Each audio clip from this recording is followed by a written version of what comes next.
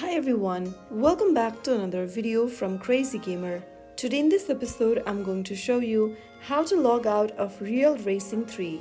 To log out of Real Racing 3, first of all, open up the Real Racing 3 app on your mobile device and from the main menu, tap on the gear button at the bottom left. Now in the expanded menu, click on the gear button once again and then from the settings option, look for a logout button. You'll see a logout button for whichever account you've logged in with. Simply tap on it.